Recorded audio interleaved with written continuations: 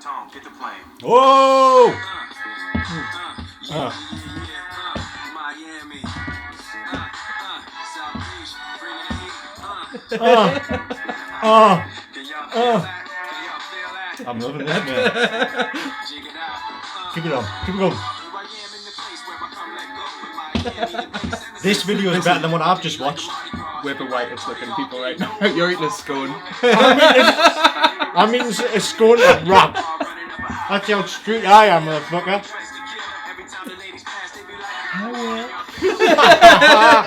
Oh! Hello, welcome to the Cinema Minute. I'm Grant Robson. I'm Chris Allen. This week we're talking about Suicide Squad, and we haven't got good things to say. So, you might remember on the episode a few weeks back where we looked at the future of the DC EU after Batman vs Superman. We had really high hopes for this one. I think a lot of people did based on the trailers. The trailers are amazing. Amazing trailers. Like Amazing the thing that you can trailers. say about the DC universe as a whole. Yeah. And San Diego Comic-Con the other week just proved this. They can cut one hell of a trailer from this sort of stuff. Does this make a good film? Sorry, guys. It's not so, good. Like, we are the biggest optimists in this little field of, Yeah. of reviews, and even our Batman vs Superman review, you know, went the tried. alternate route than a lot of people, and we actually said some nice things. yeah, it's not happening this I don't time. know if this is gonna. I don't know if it's gonna remain. I mean, I don't want to say if this was, Batman vs Superman was better than this. It was better. But Batman vs Superman might have been better than this. That's saying something. Come on, anybody at home watching is going to think that is a big statement. I'm looking forward to Wonder Woman. Yeah, me too. So you know, What, 9 months before they can save themselves? But they'll probably reshoot and ruin it again as well. sounds like a good plan. Let's get straight into it. But Yeah. what did you think, story-wise? What? It's know. the same problem we're talking about in Batman vs Superman. There's just too much dragged into this film that doesn't need to be there again. It's just the continuity jumps back and forward. The scenes in there that are just kind of thrown in. Even things from the trailer that I thought would be good little lines, good little tags. Just kind of like snippeted in that don't need to be there. You make a good point there. It's just much like Batman vs Superman, where you know they kind of tried instantly copying the Marvel method of, you know, making this a big universe. Yeah. This feels like that again, and that's kind of structurally where the film starts off with Amanda Waller describing each member of the group. Yeah. And you kind of get all these little vignettes because of that. And like, it just feels... The thing about this film, the plot and the pace of it, is it never gets going. It always kind of dragging you back because it's giving you a little different... And just when you think it's going to... And it never pulls you back. gels into a hole. And like, that hit me the third scene in, you know, the third little... And here's this character about Deadshot, and here's about Harley Quinn, and here's about... And like, I'm like, oh god, this is what it's going to be like. And you know, there's been talk online of there being two sort of different edits of this. And you know, with those reshoots following...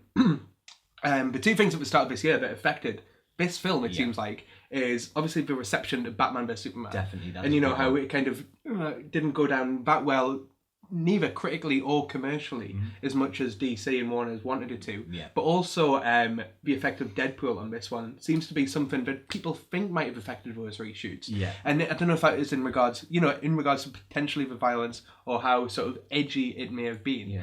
And frankly, I think those are two areas we'll get to as well, but where it also doesn't live up. It's not as funny as I think it should have been, and like the PG-13 hangs really heavily over it. Heavily, yeah. Even if they like CGI a bum onto like Harley Margot Quinn, Robbie, which apparently is something that's like happened. That was a couple There's of a million wasted side-by-side right there. picture going around. Like, Yeah. I don't know anyone who could just watch this film and not think like, have we just drawn on drawn on pants on it in every shot. That's so you it. see it. I don't know who that's making it sexier for. No, Like whoever's I don't know how much animated, they've spent. They need whoever's shooting. animated it. Well done. Yeah, I guess. yeah, Like, you good know, job. It looked Thumbs like, up. You've I mean, got that degree, but it looked like a bum. it like, did. Yeah. But who wanted like The costume department could have sorted that out in 20 minutes. That's all you needed was a sewing pin, and you've probably spent tens of millions. And I'm really annoyed at you. Look, I'm looking straight in your eye. I'm so annoyed. I'm sure it's not whoever decided it was fault. But you know, exactly like you say, Chris, like the plot just never goes anywhere, and every time you think it's going to start, you get thrown back into another dream sequence or another like little cutaway from the past. yeah, it's funny. And I mean, again, I think that is the difference from the DC EU trying to kickstart a universe. Still, Yeah, 3 films absolutely. in now, as opposed to what Marvel have got now, kind of, close to, is it 13 films in at the moment? Something like that. They just keep trying to make up that ground, but you can't fake it. You And like can't. giving Buzz like one scene to get, this is why you should care about Deadshot because he's got a daughter. This is why you should care about this character. This is like he had like and El Diablo killed his Diablo's family. like again. Oh, we're doing full spoiler special on this. I think we should say You it should as know well. I mean, we will spoil this film, but Yeah, I mean, I it's think already spoiled. One of Not us our have fault. already spoiled this one well before we got here. Sorry, guys. But I think there's that. Like, it can't get going because it keeps needing to tell you, like, oh, he's got a like. Oh, by the it way, keeps needing to remind you. The reason you should care about this character is because of this. So we'll go back again, and then there's a lot of that. There's a lot of like telling you why you should care about something, but not actually making you care about something. And when you only do something in a short, like you only see Will Smith fight with his daughter. Like the scene is fine if it was in a longer Deadshot thing, or like he was context, more of a featured character, or if it like the thing about any ensemble piece is that like you're either not going to get massive amounts of characterization, or you need like what they're kind of wanting, like a Marvel film. You should have already had that in place before, so you care when Iron Man shows up, and you care when Captain America shows up, and you just don't have that. Like again, comic book fans. It's playing to their strengths because they're like, oh, cool, there's Diablo, there's Enchantress, or there's Killer Croc, or there's whoever, and whatever it may be. Again, the screening we just literally just came out of, was packed. Every seat sold sort of thing. And however much like comics may have permeated into the mainstream, like people aren't going to know the backstory of every character. Of again, random villains from the DCEU. They'll know Joker, but bar that, like the regular cinema going audience probably aren't going to know all of those characters. You aren't going to know Captain Boomerang, or aren't going to know. You know what I mean? Exactly. Like, I mean, there's a little cameo at the beginning where you see the Flash, and it explains to you basically in like 3 seconds that the Flash is Captain Boomerang is the Flash's enemy, and that's how he got caught. But exactly like you were saying before, Chris, like coming down to the point of like essentially the edit of the film. Why do they need to make so many different versions of the same movie? And again, like we were saying, is it a panic thing? And is it something where they've just kind of crammed it all together? And because I think, especially initially, as we were saying, it jumps around so much, and because I think those trailers did give such high expectations for this film, for it being something fun and for it being something enjoyable. And this film wasn't fun. And this film wasn't enjoyable. Very dull. And it wasn't funny. Like, it had all the songs which made... I'll buy the soundtrack. I mean, like, but even then it's just kind of like, it makes it feel even more fragmented and disjointed. Like, using the Queen song in the trailer, like they're using the trailer or Ballroom Blitz or something, like those will work amazing as like a little 3-minute thing. But then just jumping from song to song to try to like make that the thing that gives like zest or like something to the scene, it's not enough. No. It's not enough to like, so it totally switches it. Fine, but then it kind of needs to live up to that as well. Exactly. And you can't use it as a crutch for like being dull. And massive chunks of this film are dull. Like the fight scenes are dull. Like a lot of it just kind of bland action sequences in dark areas with sort of faceless villains where there's kind of no, you get explained to you that they are people who've been turned into these like sort of weird creatures or whatever. Yeah. But because there's obviously no way of turning them back, they're purpose that isn't meaningless. They're not going to be saved. They just kind of have their head exploded off. So like, there's no consequences. It is the same problem people have complained about in biggest films and stuff like that, where like Avengers, where they're fighting the Jutari and they're just random aliens and it doesn't matter, or on Ultron where they're just fighting other robots and there's no like actual weight to the fight they're having. Same thing again, like and even worse so because the main villain, who turns out to be sort of Enchantress. Yeah. There's no, again, the fact that they introduce so many characters, there's no depth or no development in any of them. You really don't care about a villain like that as well. And there's a kind of a love story with Rick Flag, who's in control of the Suicide Squad. That's never fleshed out. We'll see a few brief scenes of them hugging and kissing, lying on a bed. He gets upset when she disappears, and that's about it. And there's really nothing there to hold your attention or your interest. That first third of the film acts like previous, like, we were saying this when it came out, like, you get it at the start of an episode, like, here's what's already happened. You haven't seen it, so you've just got to kind of take it like, oh yeah, these are a couple and they're really in love. And again, like, the Joker and Harley Quinn are really in love, and maybe you know that from comics, and you know that from imagery, and you know that from memes or whatever it might have been. Do you think they play on that too much? Do you think they play on people's audience expectations too much because they expect people to know who these characters are already? Yeah, exactly. Like, cinema is a medium of showing. Yeah. Like, and this is a film where they tell you things, and like that's not enough. Like, that's not enough. To, like, people, like, even the leader of I forgot her name already. Oh, Amanda Waller. Like, people keep saying like, oh, she's a badass. Yeah. Like, you don't really see it. Like, she shoots a few people and stuff like that, and like she gets this team together, and like you get the idea she's harsh. I mean, even she's one of the better things in the film, and I'm kind of criticizing. I'd agree with that. But like, it just kind of tells you like this is what she is. It doesn't make you feel that, or it doesn't like show you that. It just kind of tells you. It tells you that like. Again, he cares for his family, or like, Captain Boomerang is a crazy guy, or whatever. He's a big drinker, and that's about it. Yeah, they've all got these base level. Yeah, yeah, that's it. It's just basic. You don't get any backstory. You don't care, and I suppose the fact that the villains you shouldn't really care, and they try to use that to their advantage, but they play a lot on the fact that you should care about these characters, like you know them so well, and it's not the case. You don't know them that well, and you want to know them that well, but there's no backstory there to learn from. So they're expecting you to read the comics or watch the TV series and then go and watch the film. I think the most disappointing thing for me was how integral Harley Quinn was to all of the build-up of this film and the whole Joker backstory. I thought that was going to be really important to this story. But exactly like Captain Boomerang, exactly like Diablo, exactly like Deadshot, there's just nothing there. It just goes back and forth between the fact that he's trying to save her from prison, and that's it. That's all we get. And why? In a film where you want to care about a character or you want to see a backstory, you just throw extra things in there to hide that, essentially, to cover up the things that you didn't want to do. And that's what I felt like. The weird thing, again, this film is sold on it being Harley Quinn and the Joker. That's it. As much as it being a team and it having big actors like Will Smith in it and it being an ensemble and it being part of the DCEU. Again, visually, the Joker Harley Quinn thing is the most exciting thing, is the most interesting thing, is the most appealing thing about it to fans and probably non-fans alike.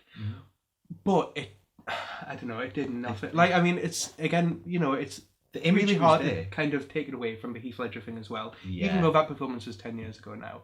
And for fans who go, like even cinema fans going back to Jack Nicholson in 89, or sort of comic book fans with different interpretations. Again, like today in the UK, we had the release of Killing Joke, that animated series, the impact of a Mark Hamill in the role. Yeah. There's so much we know about the Joker, and this version, it's different, but is it different for different sake? Yeah. And just different, making him a bit like a gangster to just... There's no kind of insanity there that you'd expect from the Joker at all. And that's the thing. He's kind of too clever. He's unhinged, but he's more of a dick. It's just, and that comes off in the relationship with Harley Quinn, which is a massive disservice to that character. Yeah, I agree. It comes at it starts off with him just kind of manipulating her into a relationship, and just weak and useless. That is not there's moments where the character has power on her own, but it's all derived from her relation. She's defined by her relationship to the Joker, him. And I think that's well, there's elements of that in the character. It's played on so much that it's kind of pathetic. It's when you see all these strong characters, you've got Wonder Woman in the same universe with this massive. She's going to be a feminine icon for young girls, adult women alike. And then you see someone like Harley Quinn, who you expect to love and be impressed by. It's the same with Katana as well. They're all kind of defined by the relationships they have with other men. And I think that's kind of all. Yeah, again, they are portrayed as strong women, and then there's nothing to back them up as being strong women, and that's a real flaw of this film. And something, again, the legacy this film's already had before it came out, of so many people cosplaying as it and dressing up as it, and even just going on your own Facebook and Instagram, you'll no doubt find people dressed in that costume. They've been selling it in HMV, the Harley Quinn sort of the t-shirt, and monster. But Ben, the character, does nothing to it should be something that means something, and it's not. And there's moments where she's funny and interesting. And again, she is probably one of the better and more lively elements of the film. Yeah. But like, could have been done so much better and give so much more. It's just kind of another disappointment, and that's what this film like feels like. It should be so much stuff from what we've seen, and I don't know like if it's from the start or if it's from these reshoots or re-edits or whatever it may be. But it just isn't what it kind of promised, and what so many fans, especially after, if you like Batman vs Superman or not, what you wanted this to be, I don't think it's not going to be that, and especially coming from somebody who's like loved these characters as well. I know Chris likes them as well, but reading them in the comics and things like that, and I've actually just recently watched The Killing Joke as well, and been so impressed by, I know there's a lot of stigma around that, but being so impressed by the performance of Mark Hamill and how like scary he actually sounds as the Joker, and then watching this portrayal of that same relationship, and it's just that's again that sort of that link again where, you know, even from the animated side of things, he's got a legacy as that character, and he's got weight as that character, and not that you can't give weight to it in the first film, but where it's going to be a piece which is so structured on them like having a backstory but not actually having a backstory, like that's always going to be, you're always going to be playing catch up, and that is, you know, really down in this film. I mean, like, it's funny because we say this, and then in the car when we were coming back, we were talking about looking forward to Wonder Woman, and talking about the Justice League sizzle reel that was shown at San Diego the other week, and you know, the promise of these things, even with us, you know, people who maybe let us down before in the past, you know, people's strong opinions on Zack Snyder and stuff, like, get himself. But you know, like, it must be something in the water, something in the air, something in the film. But then the Justice League trailer it emotionally is good, and there's visually stunning stuff. Like that initial scene in that trailer where it's the Aquaman sort of section. It looks really good, and then it looks fun, and like, but this film proves like we've been let down this before. Like DC can cut one hell of a trailer, and like I wish they could cut one hell of a film, and eventually they're going to live up to it. I hope. Like I hoped it was. Well, to be fair, I hoped it was the last one. I hoped it was. I went into Batman vs Superman wanting to really enjoy it, and I went into this wanting to love it. But after like hearing a few days of the negative reviews, it's hard not to get not to like that to lower your expectations. And I avoided the reviews because I didn't want it to be like that, but I kind of had no option to like come out and feel like I feel everything I'm going to read is going to be pretty much agree with. on. I feel exactly the same. Now I will say this, and this will be the one thing I'll say that I did like about the film, and that's the soundtrack. Very good soundtrack, but there's so many good songs and popular songs used. There's hardly any dialogue for like the first half of the film. I mean, you have a brief scene with Amanda Waller discussing things. You have a prison guard winding up the prisoners, and then basically it's just all sound. Again, that kind of sums it up. There's bits that work really well. Like again, the use of music in a film can be amazing. Like you know, again, and it's been something. You think of every Quentin Tarantino film, how it perfectly does it, and or like Edgar Wright films, like perfectly like use music for a purpose, and not just to sort of show its change in the scene. That's kind of what it's done for here. Like it works in a little short, but it could be used better. This film's loads of there's bits where it is genuinely funny, genuinely like intriguing, or stylistically beautiful, and it's just like every time one of those happens, you're like, oh yeah, this is the film we were kind of hoping for, and it just doesn't live up to that, and I wish it did. Now, one of the biggest disappointments, I think Chris will agree with this, was the final battle scene. There was so many similarities there to Man of Steel, to Batman versus Superman. There's so many things that you'll just look at. There's so many things you'll go in there and say, I'm sure I've seen this before. I think I have. Yeah, just randomly punching a big fiery man or something like that, you know what I mean? Just throw a random character in there, get them to change. I mean, Enchantress has a brother. Who knew? Should release him from a bottle like a genie. Bro Chantress, that's it. I didn't look at the credits too heavily, but I feel that might. We're dubbing him. Just kind of a pointless character, useless. Nothing to do with the story or anything. He's just a bodyguard for this world-ending device, which apparently, just like Batman vs Superman, raises trash into a big circle in the air. That is an important thing. That is important. Apparently, if you're going to end the world, you need to learn how to make trash flood. That is important. And if you want to stop it, again, spoilers, but you know, like, just throw a bomb into some magic and that'll probably stop it. That'll get rid of it. That's how magic doesn't like works. Bombs. Who knew? We were surprised as you. Final thoughts? I don't know. Then we'll mention, actually, before we think of final thoughts, for sort of afterthoughts, if you will, the after credits scene, you get a little bit more. Yeah, we'll see the Dark Knight moving the pieces behind the scenes again. So he's Ben Affleck is appearing a lot in these little sizzle reels and things like that.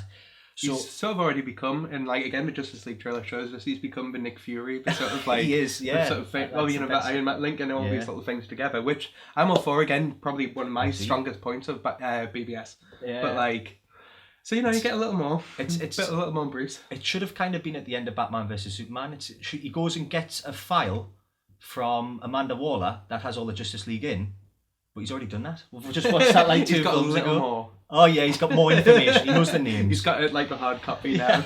Maybe like She's just giving him tidbits his before. like his iTunes might have his like you know account might have got you might have lost some stuff on Dropbox. Yeah, so, that's it. you know, I think you had to get the got hard copy. printed off. He should have printed it off for him. If nothing else, that's an important lesson we can all take away from this film. It does set it up so we kind of know these characters are going to be included later in the other stories.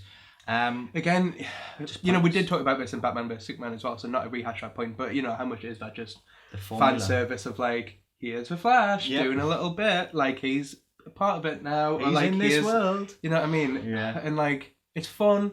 And you know that is a good thing, and you know the Marvel films again, not to keep But it is, comparing it's like it, a Marvel you know, the blueprint. Marvel of a Yeah. distinguished competition, DC, but like you know, like I don't know, don't like if it's there for a reason, fine. If it's there just to show that like, oh, the Flash is also a character that we do, you know, like so like that's it needs to have more depth and meaning than that. And If I you'd hope released, the future does, that's does it. include Yeah. that. Now, if you'd released the sizzle reel after the post-credit scene, that would have made more sense. Continuity, things happen in order.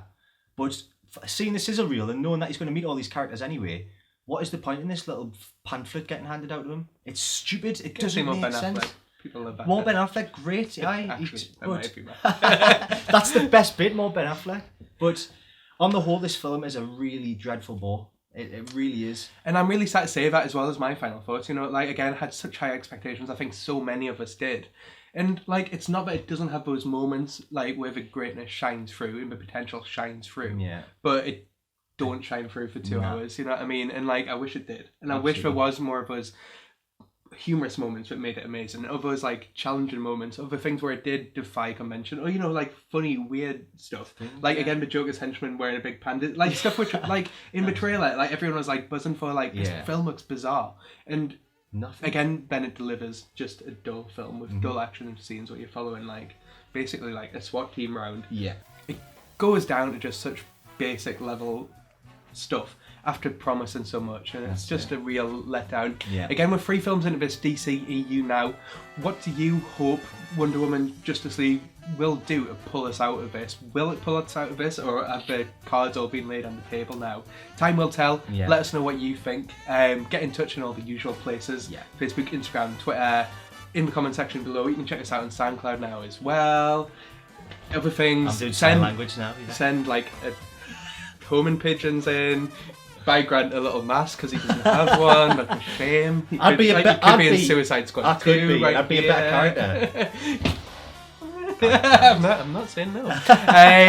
But we've, you know, like, let us know your thoughts on this film. I think it will be one that divides a lot of opinion. We had high hopes. We wish we were realised as well. Did this film live up to you, though? Let us know. And screw you, Zack Schneider. The future of the DC EU summed up for many people there, I think. Good night, everyone. Thanks for watching. Bye.